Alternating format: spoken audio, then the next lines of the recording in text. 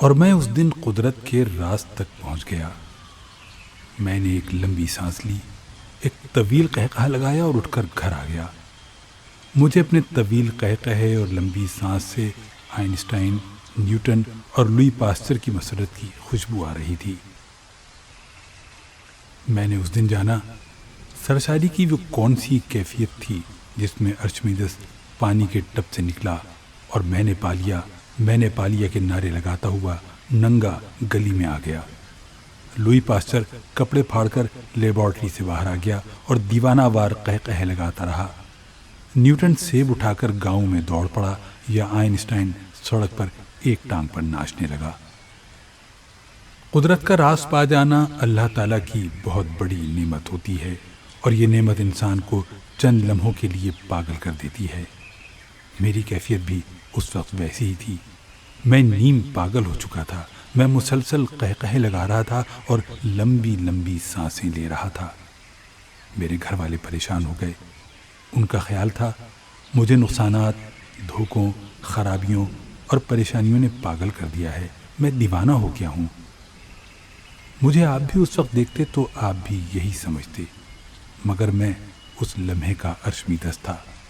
میں اس لمحے لوئی posture, Newton اور آئنسٹائن تھا۔ میں گھر آیا، میں نے وضو کیا، جائے نماز بچھائی اور سجدے میں گر گیا۔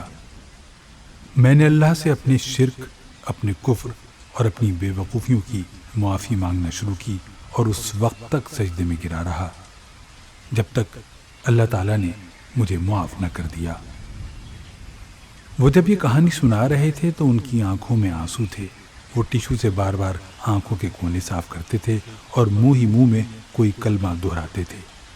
مجھے اس کلمے کے صرف 2 الفاظ سمجھ آتے تھے، اللہ اور شکر۔ میں نے ان سے پوچھا، آپ کو کیسے معلوم ہوا آپ کو اللہ تعالیٰ نے معاف کر دیا ہے؟ ان کے چہرے پر مسکراہٹ آ گئی۔ یہ مسکراہٹ بارش کے بعد کی دھوپ جیسی تھی، نکھری، تازہ اور چمکدار۔ وہ بولے، انسان کا دل اللہ کا مرکز ہوتا ہے، اللہ آپ کے دل میں رہتا ہے۔ یہ جب آپ سے ناراض ہوتا ہے تو آپ کا دل بھاری ہو جاتا ہے۔ آپ کو یوں محسوس ہوتا ہے آپ کے سینے پر جیسے کوئی بھاری پتھر رکھ دیا گیا ہو اور آپ اس پتھر کے بوجھ تلے دب رہے ہیں۔ آپ کے اندر جب تک یہ کیفیت رہے، آپ جان لیں اللہ آپ سے ناراض ہے، لیکن آپ سے اللہ تعالیٰ جوں ہی راضی ہوتا ہے آپ کے دل کا بوجھ ختم ہو جاتا ہے۔ آپ کو محسوس ہوتا ہے آپ کے سینے کا پتھر اٹھا لیا گیا ہے اور آپ اندر سے ہلکا پھلکا محسوس کرنے لگتے ہیں، اور میں نے اپنے سینے کا بوجھ اترتا ہوا محسوس کیا۔ وہ رکے اور لمبا سانس لیا۔ ان کا سانس ٹھنڈی چائے کے طویل گھونٹ جیسا تھا۔ وہ بولے، میں سجدے سے اٹھا۔ میں نے بیوی سے پوچھا، کیا گھر میں کوئی ایسی چیز باقی ہے جسے بیچ کر چند ہزار روپے مل سکیں؟ اس نے مجھے عجیب سی نظروں سے دیکھا۔ اس کی نگاہوں میں تعصب تھا۔ وہ ٹھیک سوچ رہی تھی، کیونکہ میں پچھلے 6 ماہ میں گھر کی ہر قیمتی چیز بیچ چکا تھا۔ میری بیوی نے چپ چاپ ہاتھ سے سونے کی چوڑیاں اتاری اور میرے حوالے کر دیں۔ میں بازار گیا اور میں نے چوڑیاں بیچ دیں۔ مجھے 22,000 روپے ملے۔ میں نے 3,000 روپے خیرات کر دیے اور 19,000 روپے لے کر ستر منڈی چلا گیا۔ منڈی میں اس دن مندی چل رہی تھی۔ میں نے 3 لاکھ روپے کا دھاگا خرید لیا۔ میں نے 18,000 روپے بیعانہ دیا۔ باقی رقم کے لیے 3 دن کی مہلت لی۔ 1,000 روپے کا کھانا لیا اور گھر آ گیا۔ میں 15 سال سے کاروبار کر رہا تھا۔ میں ہر سودے کے بعد پریشان ہوتا تھا۔ میرے دل میں نقصان کی پھانس سی پھنسی رہتی تھی، لیکن یہ میری زندگی کا پہلا سودا تھا جس کے بعد میرے اندر شک یا اندیشے کے سانپ نے پھن نہیں پھیلایا، کیونکہ مجھے یقین تھا یہ سودا مجھے دوبارہ قدموں پر کھڑا کر دے گا۔ میں نے کھانا اپنے بچوں کے سامنے رکھا تو ان کے آنسو نکل آئے۔ انہیں 3 دن بعد کھانا نصیب ہوا تھا۔ ہم لوگ اطمینان سے سو گئے۔ اگلے دن اٹھے تو حقیقتاً ایک نیا دن تھا۔ میرا مال گودام میں پڑا پڑا مہنگا ہو چکا تھا۔ مجھے اسی دکاندار نے 25,000 روپے منافع کی پیشکش کر دی، مگر میں نے انکار کر دیا۔ شام تک منافع 1,00,000 روپے ہو گیا اور اگلے دن 1.5 لاکھ روپے۔ آپ ذرا تصور کرو، میں نے صرف 18,000 روپے بیانہ دیا تھا اور مجھے اس پر 1.5 لاکھ روپے فائدہ ہو رہا تھا۔ میں نے مال بیچ دیا، 10,000 روپے خیرات کی، 2,000 کا کھانا لیا، گھر پہنچا اور اگلے دن 5 لاکھ روپے کا تیار کپڑا خرید لیا۔ میں نے 1 لاکھ روپے ایڈوانس دیے اور باقی ادائیگی کے لیے 3 دن کی مہلت لے لی۔ تم یقین کرو گے مجھے اس سودے میں 2.5 لاکھ روپے بچ گئے، مگر یہ منافع اصل منافع نہیں تھا۔ میرا اصل منافع ایک کانٹریکٹ تھا۔ مجھ سے اگلے دن جینز بنانے والی ایک فیکٹری نے سپلائی کے لیے کانٹریکٹ کر لیا۔ اس کمپنی کو امریکہ سے جینز بنانے کا بہت بڑا ٹھیکہ ملا تھا۔ مجھے 6 ماہ تک انہیں روزانہ کپڑا سپلائی کرنا تھا۔ وہ مجھے ایڈوانس رقم دیتے تھے اور میں انہیں کپڑا سپلائی کر دیتا تھا۔ اللہ تعالیٰ نے کرم کیا اور میں 1 مہینے میں اپنے قدموں پر کھڑا ہو گیا۔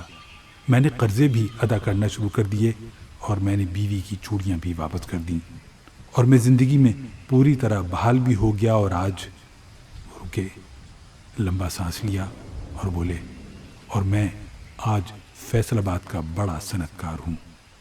وہ خاموش ہو گئے۔ ہمارے درمیان خاموشی کے کئی دور چپ چاپ گزر گئے۔ وہ اس دوران ہاتھ ملتے رہے، آسمان کی طرف دیکھ کر اللہ کا شکر ادا کرتے رہے اور اپنی گیلی آنکھیں صاف کرتے رہے۔ وہ ایک دلچسپ کردار تھے۔